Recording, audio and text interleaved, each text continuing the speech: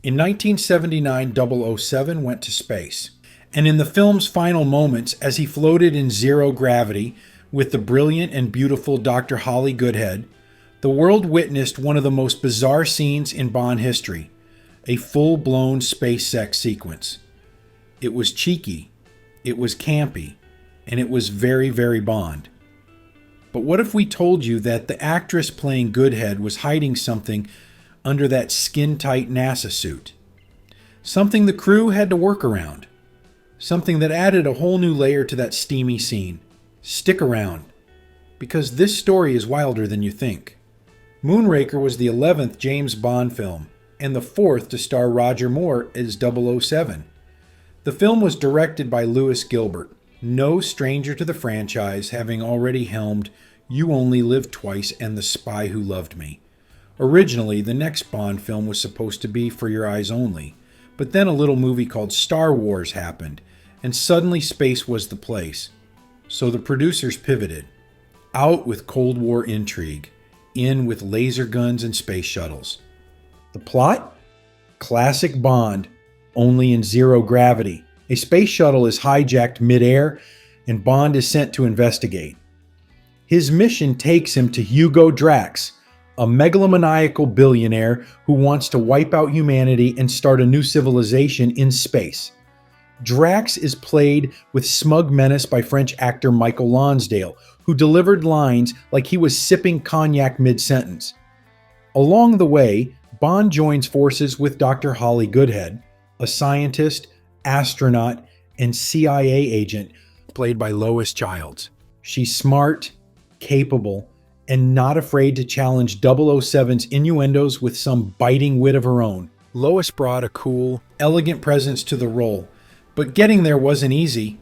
She had actually turned down the chance to be a Bond girl in The Spy Who Loved Me and was considered somewhat of a long shot. That is, until fate stepped in. Lois ended up seated next to Lois Gilbert on a flight, struck up a conversation, and before she knew it, she was reading for the part.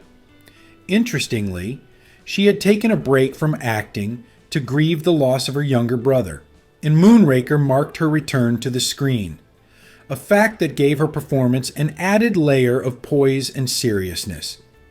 Filming Moonraker was no small feat.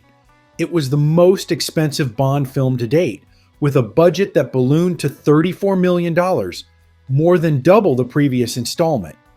The production spanned multiple countries: France, Brazil, Guatemala, Italy, and even NASA's own Jet Propulsion Laboratory.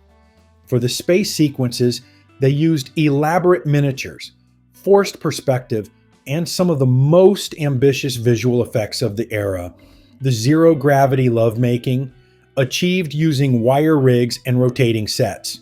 The scene took days to choreograph and shoot, with actors and stunt doubles suspended from complex pulley systems designed to simulate weightlessness. And here's where it gets interesting. By the time they filmed that infamous space scene between Bond and Goodhead, Lois had a secret. She was pregnant. Yep, underneath that sleek gold spacesuit was a carefully concealed baby bump. The costume team made subtle alterations to keep it hidden, and camera angles were meticulously planned to avoid any noticeable signs. It's the kind of detail that never made the press back then, but today it adds an entirely new subtext to one of the most memorable and bizarre Bond scenes ever shot. Of course, Childs wasn't just floating around with a baby on board. She did several stunts herself, including scenes involving harnesses and wire work. According to cast and crew, she never once used her condition as an excuse to hold up production. In fact, few even knew she was pregnant until after shooting wrapped. Director Lois Gilbert later praised her professionalism, noting that she remained cool, calm, and commanding, even in the most physically demanding moments. Meanwhile, Roger Moore, in his typical cheeky fashion, handled the whole space sex sequence with a straight face and a twinkle in his eye. He later joked in interviews that Bond's idea of re-entry was a bit different from NASA's. Moore, known for his dry wit on and off screen, often found ways to bring levity to the most absurd sequences, and Moonraker gave him plenty to work with. He once quipped that the film should have been titled Bond in Orbit. But behind all the levity, the production had its share of challenges. Filming in Rio de Janeiro nearly turned into a disaster when a planned shoot during Carnival got too chaotic. The filmmakers had hoped to capture authentic festival footage, but the crowd became uncontrollable.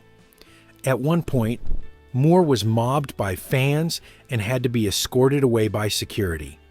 Meanwhile, stuntman Richard Graydon nearly died while performing a cable car scene when his safety equipment malfunctioned 500 feet in the air. Speaking of stunts, one of the most jaw-dropping sequences in the film was the pre-title skydiving fight. It was shot over the course of 5 weeks and required 88 jumps to capture the footage they needed. The parachutes were hidden in backpacks, and the actors wore special jumpsuits that wouldn't give away the gear. It's still considered one of the most impressive practical stunts in Bond history. The film also marked the return of the fan favorite henchman Jaws, played by Richard Kiel, who transitions from menacing villain to unlikely ally, and even finds love with a pigtailed blonde scientist aboard Drax's space station. When Moonraker finally hit theaters, the critical response was mixed. Roger Ebert famously panned it, calling the film an extravaganza that is so ridiculous it's almost enjoyable. Some fans loved the over-the-top spectacle. Others thought it pushed Bond into self-parody. But one thing was certain, Moonraker was a hit. It became the highest-grossing Bond film at the time, outperforming even The Spy Who Loved Me, and holding the top spot until GoldenEye would dethrone it in the 90s. Over the years, Moonraker has developed a strange kind of legacy. It's often cited as the silliest Bond, but also one of the most technically ambitious. And for a generation of fans, it's the first time they saw 007 on not just saving the world, but doing it in space. The film's high camp value has turned it into a cult favorite, and its gadgets, like the wrist dart gun and Bond's space-age tuxedo, remain iconic to this day. Now it's time to hear from you. Did you know about Lois Chiles' hidden pregnancy during Moonraker? And where does this wild space adventure rank in your personal Bond favorites? Let us know in the comments below.